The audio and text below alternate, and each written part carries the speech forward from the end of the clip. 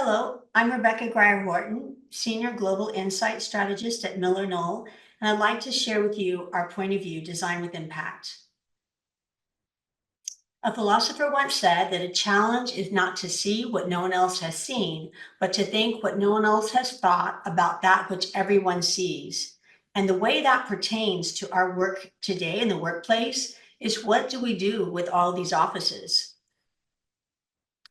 When MillerKnoll entered the pandemic with support of our client, with supporting our clients, we had two different client perspectives. One very traditional, where they entered into pandemic and it was business as usual. They immediately adopted a hybrid environment, and they had the vision that things were going to go immediately back to normal.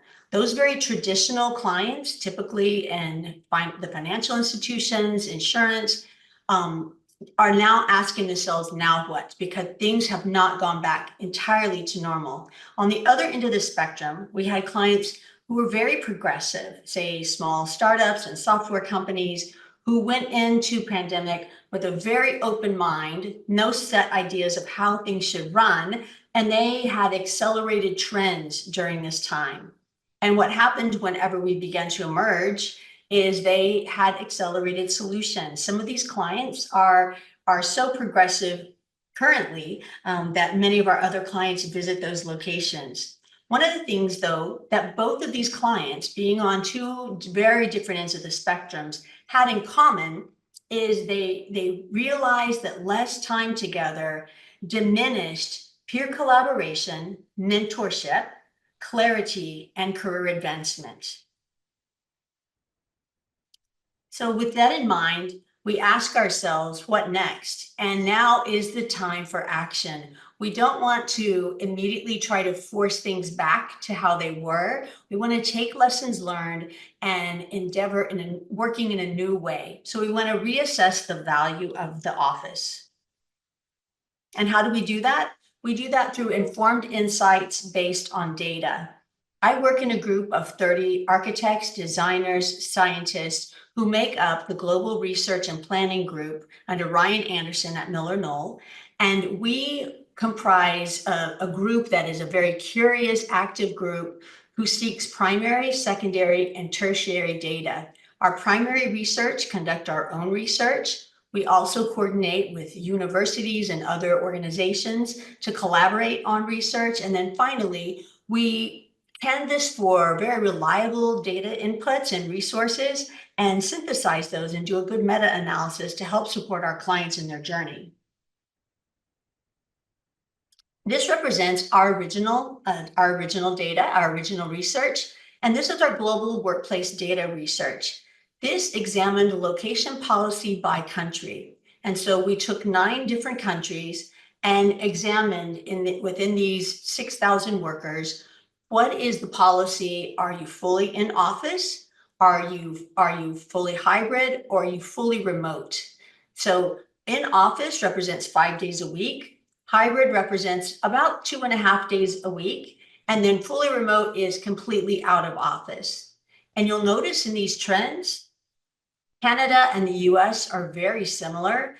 And as you track down on the left side of the axis, you'll see that Brazil, Mexico, India, and Japan are much more in office. So we wanted to take a global view to better understand our clients and their work practices. When you aggregate that data and you pull back in the big picture globally, nearly half of the workforce is going into the office 5 days a week. So while it seems like there's been a major change in how we work, half of the global workforce is working very similarly to how they did before pandemic. 37.4% of the world is working quite differently. They're coming in about 2.5 days a week. So they're embracing a flexible work environment, a hybrid work environment, with only 13.5% fully remote.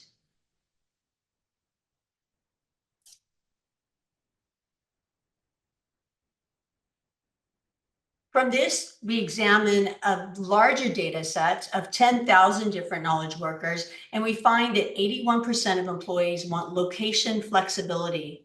And even more importantly than location flexibility, 93% of employees want schedule flexibility.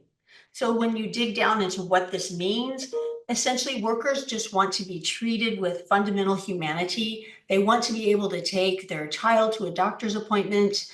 They want to be able to care for an aging parent and take them to an appointment perhaps, or maybe their pet to the veterinarian. They just want to be able to live their lives, have a work-life balance, and do good work. And in order to do that, they need to have their employers have a larger view of what makes up that work.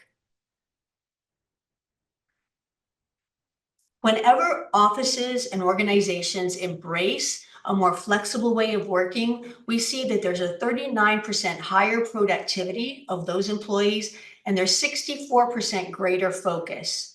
So if you think about how we work as humans, if we are able to get work done and check the box and have everything done, when we come to work and are able to really get down to business of the business of work, if we have other things that are lingering in our minds, our focus is going to be very low. We're going to be worried about other things that are happening. So if employers allow individuals to take care of the things that matter in their lives, whenever they do have them engaged, they are fully engaged. So this greater focus is key.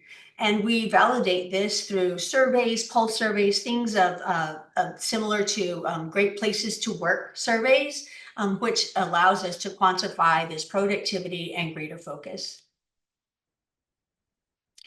The big picture, 85% of employees want time in the office. So this is pulled from the Future Forum Winter Pulse Survey, again, 10,000 data points. And the major finding is employees want to come into the office. They don't want to be tied to the office 60 hours a week within very strict confines. They want a little more flexibility. But when they come in, the reasons they want to come in is to collaborate. They want camaraderie. They miss having work relationships and work friends. They want in-person meetings. Zooming is wonderful, but it becomes very tedious after a while. And we know that we react much better when we're in person. And then finally, many of these workers want a quiet place to work. So you'll notice in the previous global workplace assessment, there were countries that really leaned in heavily toward coming into work. Those countries often have reasons that are driving them into work. Maybe they have larger families, maybe they have a relative under their roof, and it makes it very difficult to have a very quiet work environment. So half of the world really wants to come into work to have a quiet place to be able to do focus work. So again, and this is a different study, this is a secondary piece of our research with the Enticing Workplace, Dr. Oslin out of the UK, and he validates in his study that the top motivations for working in the office come down to teamwork, socializing, and connection. So what are our priorities at MillerKnoll? Well, our priorities are the priorities and challenges that our clients are facing. So if it's important to our clients, it's important to us. And in the past 2 years, we have gone on a listening journey with hundreds of our clients and really exercising thousands of hours of listening and polling to come up with what are the key elements that are bubbling up for our clients. So our clients' priorities are represented in this diagram. So you'll see some very familiar topics such as attraction and retention. You'll see industry benchmarking, things that are incredibly familiar to us, inclusivity, talent development. And then you'll see things that are more emerging, some of the smaller bubbles that are emerging. So environmental social governance, ESG, is something that's emerging with many of our larger, our Fortune 100 clients. Burnout is something that as we've entered the workforce, we hear this again and again as an impediment to doing good work, fending off burnout. Flexibility, everyone is talking about flexibility as we bring employees back in fully. And then of course, shifting business goals. So when we look at this through the lens of sorting these things into categories, we see quickly that they organize into 3 distinct areas. Those areas align with well-being, connection, and change. And MillerKnoll's point of view, design with impact, is built on the human needs. It's built on what matters to our clients. And so when we started on this endeavor, we didn't know that we would come up with well-being, connection, and change. The data pushed us in that direction. And so we defined the workplace path forward by deepening our commitment to what people value, not by chasing novelty. And so well-being, connection, and change is truly, after these hundreds of interviews, is what we know our clients value. And that is design with impact. Our entire point of view into how we make the workplace work best for people is based on this research and on those tenets. So let's dig into these well-being considerations. Some of the things that we see being critical in the workplace today is holistic ergonomics. So considering the whole human being, so physical, cognitive, and social ergonomics, taking into consideration the body, the mind, and the relationship or the soul. Healthy buildings play a big part in our successful reentry. Healthy buildings, we often default to the International Well Building Standard or the WELL standard to get a comprehensive view of what makes up a healthy building. So that includes air, water, light, nutrition, many things that help to contribute to a very healthy building environment. Hospitality has become a key focus for us. People need to feel welcome. They need to feel as though a space is specifically designed for them. And hospitality is much more than just a nice lemon water when you walk in. Hospitality is thinking of every element to make that user's experience delightful. Respite opportunities. We see that there's a report in our research that we draw upon, and it's the US Surgeon General's report that has really identified that many people are suffering from isolation, loneliness, anxiety, and depression.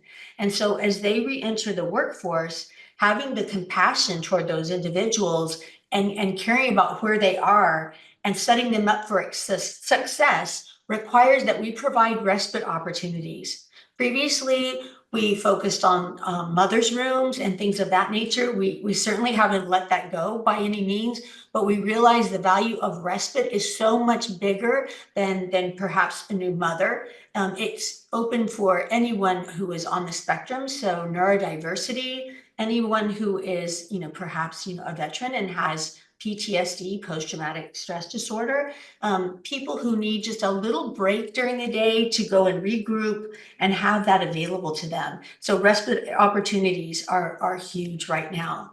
And then, of course, biophilic design. The clinical environment has taught us that healing occurs more rapidly whenever we have views to the outdoors and greenery around us, things of nature. We crave nature. And so biophilic design is making sure that we bring the beautiful outdoors, and no place is more beautiful than Costa Rica, the beautiful outdoors in, so that we don't feel that we are being, trapped in a box. It's good for our mind. Let's look at connection considerations. So again, recognizing that our clients are saying that they've been very cut off, very isolated. They're very isolated in virtual meeting spaces, that they crave connection, that they want to come in for, camaraderie, collaboration, those in-person meetings. How do we help facilitate those connections? Well, we've looked at a particular concept of sociologist, and it's a rather older concept, but it's highly relevant today. And it's weak ties or loose ties and strong ties. And so a weak tie or a loose tie would be someone that you come into contact with that maybe you know them on a first name basis, but you don't know everything about them. There's someone maybe who is that person who you see at the coffee shop every morning as you go in for your coffee, and you might wave at them, acknowledge them, but you don't really know much about them. Now, strong ties are those individuals with whom we work on a regular basis. They're obviously our family members, they're our closest work team members, and they're typically individuals that reside on our team. So designing the office to help facilitate those kind of casual encounters is important. And then also providing space that help to deepen strong ties and continue those strong ties is also relevant. People want to come in, and especially the newest workers want to come in to have a connection to their leaders. This is important because they want to know that their values are aligned with their leaders' values, that things that matter to them matter to their leaders. They have, they're very altruistic, they're very curious-minded, and this is something that matters to them. So having visibility in the office, designing for where leaders are not pushed off into a corner in an ivory tower, but they're highly available and they're visible is critical for these emerging workers. And then neighborhoods. Designing for connection includes designing neighborhoods. There are a lot of different impediments to working in a flexible environment. So people may come and go, and it's hard to know if there are people who are maybe falling through the cracks, or maybe they're coming in and badging in, and then maybe they just leave after that. So having a neighborhood allows the manager who is involved with that group to not be an overseer of those individuals, but just be a co-worker. And as these people populate the neighborhood, the managers can see those individuals. They see that they're working, that they're coming in as they should be, but there is this sense of camaraderie that's built in the neighborhood. And as you have a flexible work environment, maybe you have on a light day, just a few people, you'll have those people still connected because they'll be in the neighborhood. On heavy days, a neighborhood can be designed to where you have dedicated work points, and then you have multiple touchdown points to where people can come together, do the work that they need to do, and make that valuable face-to-face time matter and have it be relevant and meaningful. We also, in a connected environment, need to have an equitable video experience. So as we come together, it seems like every meeting has someone who is going to be dialing in virtually, to be able to have a nice virtual setup to where you can see where they're residing. You can see, their hand motions, you can see their faces, the camera is positioned at the right angle, and that you feel as close to being in the room with them as you possibly can. But we do know that nothing beats face-to-face. Let's look at change considerations.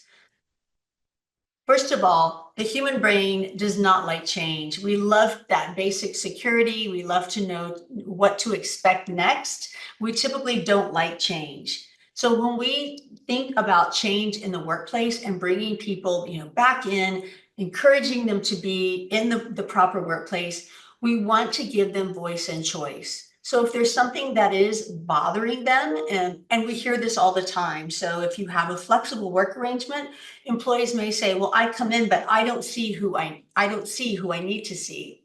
And so listening to them, deep listening, and then providing choice, say, perhaps through a neighborhood. So instead of badging in and sitting wherever you like, guiding them to a neighborhood where their group is, to where they can deepen those strong ties. So giving them voice and choice helps to prescribe what will work best for them as they re-enter. Piloting is critical, and piloting isn't just a mock-up. Piloting is arranging a particular environment, also implementing any policies that will go with that particular work group, and letting them feel what is working in this environment so that they can identify, additional needs, things that are redundant. And this listening process, including policy, is part of that employee satisfaction and employee engagement when we get it right. User adaptability. Having individuals come in, and maybe you're experiencing this. So if you only come in once a week or twice a week, there's that joyful, seeing one another, more, maybe, potentially more chatting than if you come in 5 days a week. If you come in 5 days a week, there's not as much, oh, well, how have you been? I haven't seen you in so long, because you're seeing each other every day. So it's important to be able to have user adaptability. So for those individuals who come in every day, they're able to just, slide a partition, have a little space delineation, continue their work so that the work continues to flow and there's minimal disruption. So you encourage that contact, but then you also manage the contact, the amount of contact, so that individuals who really need to focus on something are able to control their environment. And part of this is change readiness, just expressing these ideas to your employees so that they understand, why are these things here? Why are things in my workplace? Why do I sit in this particular area? Explaining those things through a change readiness system. So what does impact look like in your workplace? Well, it looks like reallocating space for different space types. So what I hope it doesn't look like is the same old, same old. So when I look at this photograph, I mean, it definitely takes you back. It takes you back. Some of you may never even seen something like this before, but the things that are represented in this photograph are the opposite way of how really we design today. So you'll notice, that is ample space, very generous space, but the actual, people are adapting to the workstation and to the work point, not the opposite. So you have really no height adjustability. You have no adaptability for these giant monitors that we used to have. So everything is set, and then the people are expected to conform to the workplace. We do things very differently now. Everything is much more human-centered, and we have the workplace conforming to the needs of people in that workplace. And so a few call outs here. You've got the opportunity for a lot of movement, things to keep people healthy in the space. You have privacy if you need it. You have serendipitous encounters along this pathway where you'll make eye contact with individuals you might need to see later in the day. You have communal space, things that bring together. So you've got good circulation patterns, focusing on well-being, good ergonomics. You can get up and move around. Connection, you are going to see the people that you need to see. And with this, this may represent a very vast change over a traditional workplace, but it supports those pillars. So what does this mean for workplace planning? So we talk about various work types in a community, a group, and an individual setting. So those are our needs. So, everyone works alone now and then. You have the individual need. You have your group need, which is your immediate group. So my group I shared with you is a group of about 25, 30 researchers, architects, designers. That would be my group. And then the community is the greater organization in which we function. So IT, accounting, marketing, sales, that's our community that we work with. So I'm going to show you just briefly some setting examples, and these will be available to you after this talk, but just to share with you how this looks in practicality. So this is a plaza, and this is for community socialization. So this isn't necessarily geared toward any one group. This can be for the entire organization. It's very purposefully designed around well-being, connection, and change. So, what is fostered in well-being? Well, psychological or mental well-being is fostered to reduce isolation. So if you have an individual who's introverted and they don't necessarily want to be in a very loud place, they can still be around other people, but you'll notice there are places that they can select that allow them to regulate how much contact they have. So it brings people into the open without forcing them into a very intense environment. There is connection fostered here. So weak ties, you're going to see people from other departments passing through this environment, and you're going to make eye contact with them, and that's going to help foster those weak or those loose ties. And then finally, change. You have flexibility for organizations, and you have adaptable and multi-use spaces to embrace change. So you can see folks can come up to the coffee bar, they can stand there. If you have something that you want to discuss, you can open up your calendar and maybe schedule a meeting, just very light touches in this area to help these employees, focus on what it means to have this change in their workplace. And this is a lounge. This is a beautiful community socialization, very similar to the other one. The emphasis isn't on food in a cafeteria, but the same thing. You have that sense of belonging. You're not isolated. You have in-person connection, and then you have flexibility for organizations. And so you see this lovely setting helps to promote all of those things. And next we have the community assembly. So we have a forum, people are coming together. This is a community that's actually working together. So before you have, just sort of an exchange of ideas, kind of getting to know one another, whereas in an assembly, you have individuals coming together to actually do work. So there's more focus on individual ergonomics to ensure that people are fully supported. There's more focus on that connection points to be able to do work together at the table. And then of course, flexibility. So this can be broken apart and reconfigured to meet the needs of the individuals in the community who are using this space. And group, remember, group is our very close ties. These are the individuals we work with on a daily basis. So here are some setting examples designed to support group. So we talk about groups. We have, two different ways we approach work.